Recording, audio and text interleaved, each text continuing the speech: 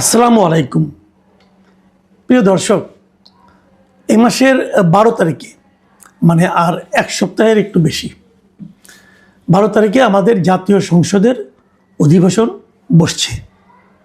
মানে নির্বাচনের পর বিএনপি যে নির্বাচনে নিরঙ্কুশ সংখ্যাগরিষ্ঠতা লাভ করেছে, সেই নির্বাচনের পর জাতীয় সংসদের প্রথম অধিবেশন বসবে 12 তারিখে এবং সেদিনই অনেক কিছু হবে। সেদিন স্পিকার নির্বাচিত হবেন, ডেপুটি স্পিকার নির্বাচিত হবেন এবং সেদিন প্রেসিডেন্ট প্রথমে একটা ভাষণ দিবেন এবং এই প্রেসিডেন্টের এই ভাষণ দেওয়াটা কিন্তু একটা ওনার সাংবিধানিক দায়িত্ব।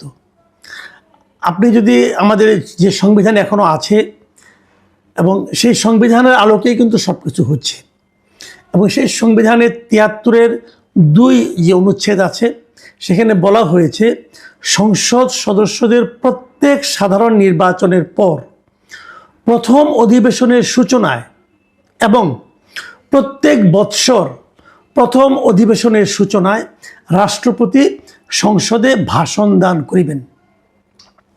এটা হলো নিয়ম, একদম সংবিধানে বলা হয়েছে, এর বাইরে আপনি যেতে পারবেন না।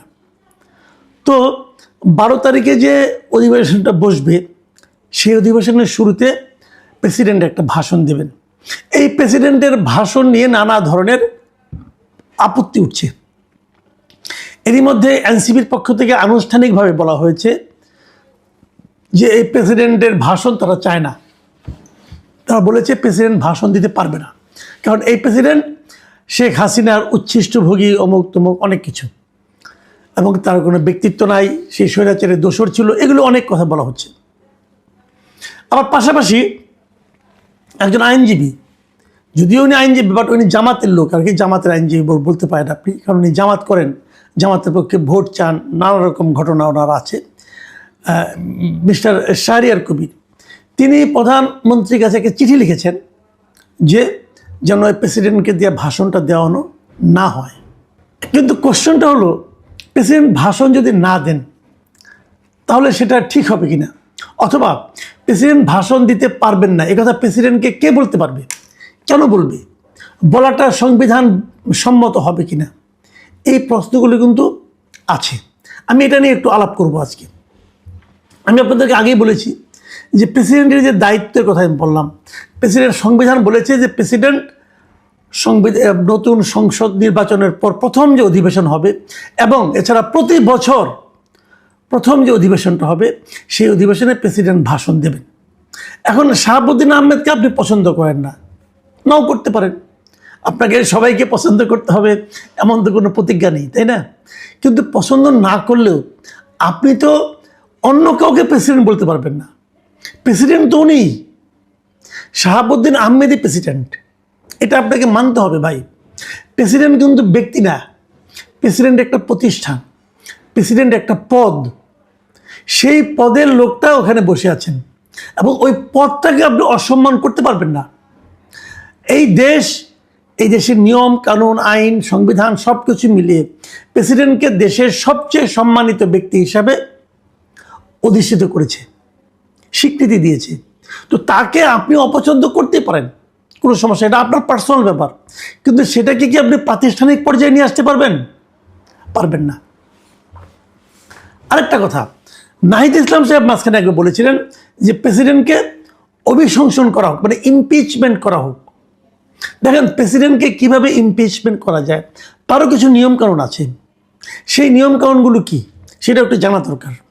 সেই নিয়মকানুনটা হলো গিয়ে, প্রথমে প্রেসিডেন্টের বিরুদ্ধে একটা অভিযোগ তুলতে হবে এবং সেই অভিযোগগুলো সুনির্দিষ্ট হতে হবে।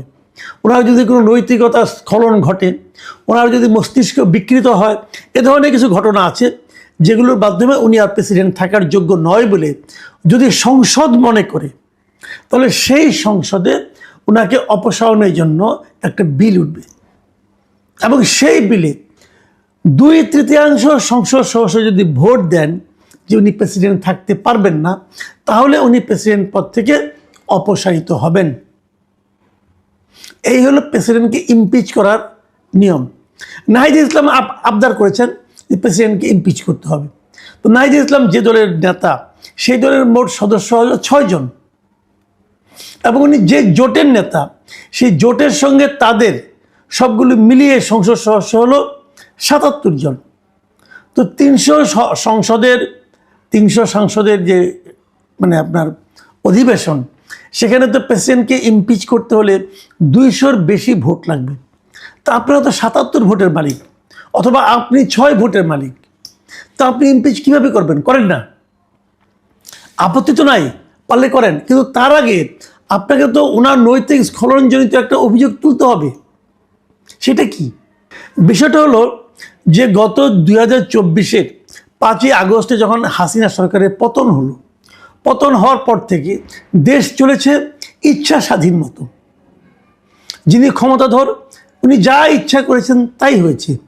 সেটা সংবিধানে আছে কি নাই সেটার কোনো তোয়াক্কা হয় নাই। কেউ বলতে পারবে না এটা সংবিধান আছে কি না, এই প্রশ্ন কেউ করছে। এই প্রশ্নগুলি কেউ উচ্চারণ করলেও সেগুলি কোনো গুরুত্ব পেত না। ইউনূস সাহেব যা মনে করতেন তাই হতো। ইউনূস সাহেবের সঙ্গে যারা ক্যাবিনেটে ছিলেন তারা যা মনে করতেন তাই হতো। সংবিধান মানলেন না, মানলাম না, কোনো সমস্যা নাই। এই নাহিদ ইসলামকে বলতে শুনেছি আমি, সংসদ, উনি একসময় উপদেষ্টা ছিলেন, উনি বলেছেন যে উনি বঙ্গবন্ধুকে জাতির পিতা মানেন না। যখন উনি কথাটা বলছেন তখনও পর্যন্ত কিন্তু সংবিধানে লেখা ছিল যে বঙ্গবন্ধু জাতির পিতা। যে সংবিধানকে মেনে আপনি শপথ নিয়েছেন, যে সংবিধানকে সমুন্নত রাখার প্রতিজ্ঞা করে আপনি শপথ নিয়েছেন, সেই সংবিধানে বলা হয়েছে যে বঙ্গবন্ধু শেখ মুজিবুর রহমান হলো আমাদের জাতির পিতা। আর উনি সেই ক্যাবিনেটের উপদেষ্টা বলেন উনি সংবিধান জাতির পিতা মানেন না বলেছেন। তার মানে ওনাদের কাছে সংবিধানের কোনো মূল্য ছিল না। সেই সরকার চলে গেছে, ওনাদের সরকার প্রধান ছিল, কে আটকাবে, কে বলবে, কে প্রতিবাদ করবে, কোনো কিছু তো ছিল না। কিন্তু ওনারা ভুলে গেছেন ডক্টর ইউনূস সাহেব এখন আর ক্ষমতায় নাই। এখন যারা ক্ষমতায় আছেন মানে বিএনপি সরকার যা কিছু করছেন সংবিধান মেনেই করছেন। এবং এই সংবিধানে যে যে বিষয়গুলো ওনাদের ভালো লাগে না অথবা নাও লাগতে পারে সেগুলি ওনারা মানছেন, এবং হয়তো সংসদ শুরু হওয়ার পর তাদের অপছন্দের বিষয়গুলো তারা হয়তো সংবিধান থেকে সরিয়ে দেবেন। আপনারাও দেন সেই মানে উদ্যোগে আপনারাও সামিল হন, কোনো আপত্তি তো নাই। কিন্তু যতক্ষণ পর্যন্ত আপনি সরিয়ে দিতে না পারবেন ততক্ষণ পর্যন্ত আপনাকে সংবিধান মানতে হবে। কারণ যদি আপনি আজকের সংবিধান না মানেন, এই না মানার অভিযোগটা কিন্তু আপনার বিরুদ্ধে রয়ে যাবে। সংবিধান পরিবর্তন হলেও এখন যে আপনি সংবিধান লঙ্ঘন করছেন এর জন্য কিন্তু আপনাকে আইনের আওতায় আনা যাবে। সংবিধান লঙ্ঘনের সাজা আপনাকে পেতে হতে পারে যদি কেউ চ্যালেঞ্জ করে আপনাকে। এই বিষয়গুলো মাথায় রেখে কাজ করতে হবে। আপনারা এখন একটা দল করেছেন, ওই দলের 6 জন এমপি আছে, কাজে আপনাদের কথা বলতে হবে খুব ঠান্ডা মাথায় চিন্তা ভাবনা করি।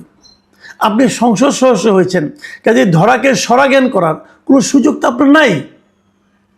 আপনি যেগুলো অপছন্দ করেন সংসদে যে সেই অপছন্দের বিষয়গুলো সংবিধান থেকে সরিয়ে দেন, কোনো প্রবলেম তো নাই। কিন্তু সরানোর আগ পর্যন্ত আপনাকে মানতে হবে। এটাই সারা দুনিয়ার নিয়ম। নতুন করে আপনারা 18 মাস নতুন করে তৈরি করেছিলেন, নতুন করে গাইড জুড়ে পালন করেছিলেন। আপনাদের মনে রাখতে হবে যে 18 মাসের পরে আরও একটা মাস পার হয়ে গেছে। ডক্টর ইউনূসের ক্ষমতাচ্যুতির পরে প্রায় 1 মাস হয়ে যাচ্ছে। এখন আর ওই আগের মতো করে ভাব নিলে চলবে না রে ভাই, এই নিয়ম মানতে হবে। এখন এই যে বিষয়গুলো এগুলি কিভাবে সমাধান হবে দাবি করা হচ্ছে জামাতের পক্ষ থেকে এবং এনসিপির পক্ষ থেকে, যে তাদেরকে ওই সংবিধান সংস্কার পরিষদ যেটা করা হয়েছিল সেই সংবিধান সংস্কার পরিষদে আগে সংবিধান সংস্কার করবে, জুলাই সনদ পাশ করবে, তারপরে তারা সংসদে বসবে। এই যে আবদারটা, এটা বাস্তবে কোনো পাবে না, গুরুত্ব পাবে না। আপনাদের মনে রাখতে হবে বিএনপি কিন্তু তার 212 জন সংসদ সদস্য নিয়ে এবং একজন সংসদ সদস্য স্বতন্ত্র রুমিন ফারহানা, এরা কেউ কিন্তু সংবিধান সংস্কার পরিষদের সদস্য হিসেবে শপথ নেন নাই। কাজেই সংসদ শুরু হওয়ার আগেই সংবিধান সংশোধনের কোনো সুযোগ আর নাই। আপনাকে সংসদে তারপর আপনাকে সংবিধান সংশোধনের কথা ভাবতে হবে। এবং এটাই স্বাভাবিক। আপনারা যেটা গায়ের জোর করছেন, এবং এরই মধ্যে আমরা দেখেছি যে বিএনপির পক্ষ থেকে জামাত ইসলামকে বলা হয়েছে যে আপনাদের এখান থেকে একজন এমপির নাম দেন যাকে আমরা ডেপুটি স্পিকার বানাতে পারি। জামাত এখানে শর্ত দিয়েছে, আগে জুলাই সনদ পুরোটা মানতে হবে, এই পুরোটা একটা প্যাকেজ, ওই প্যাকেজ না মানলে আমরা ডেপুটি স্পিকার নাম দিব না। তো এই আবদার তো হবে না, প্যাকেজ আগে কীভাবে মানবে? তারা তো সংবিধান সংস্কার পরিষদের সদস্য হিসেবে শপথ নেই নাই, তাহলে আগে আপনি কীভাবে প্যাকেজ বাস্তবায়ন করবেন? এই প্যাকেজ বাস্তবায়নের এখন একমাত্র পদ্ধতি হলো সংবিধান জাতীয় সংসদের যাত্রা শুরু হওয়ার পর সেই সংসদে এই জুলাই সনদকে উত্থাপন করা হবে একটা একটা করে, এবং ওই একটা একটা করে উত্থাপন করলে পরে একটা একটা করে ধারা, একটা একটা করে প্রস্তাব, তারপরে সংবিধানের ওই সংস্কারটা করা হবে কি হবে না তা নিয়ে সংসদ সদস্যরা আলাপ আলোচনা করবেন, এবং সেই আলাপ আলোচনার পর যদি তারা মনে করে এটা করা উচিত তখন তারা সংবিধান সংশোধন করবেন। এটাই হতে হবে পদ্ধতি, এর বাইরে আর কোনো পদ্ধতি নেই। যদিও আমি নিজে মনে করি, যদি জামাত বলেছে যে তারা ওই প্যাকেজটা পাস না হলে পরে তারা ডেপুটি স্পিকার হিসেবে কাউকে নাম দেবে না, আমার মনে হয় এটাও তারা শেষ পর্যন্ত এই দাবিতে অটল থাকবে না, অবিচল থাকবে না, তারা নিশ্চয়ই নাম দিবে। কারণ নাম না দিলে পরে তখন ডেপুটি স্পিকারটা হারাবে। এমনিতে জামাতের একজন জামাত তো এরই মধ্যে বিরোধী দল হিসেবে আছে, কাজে জামাতের যিনি দলনেতা ডক্টর শফিকুর রহমান, উনি তো মন্ত্রীর মর্যাদা পাবেন। আবার যদি তারা একটা ডেপুটি স্পিকার পায়, ডেপুটি স্পিকারও কিন্তু ইকুইভ্যালেন্ট টু মিনিস্টার, উনিও মন্ত্রীর মর্যাদা পাবেন।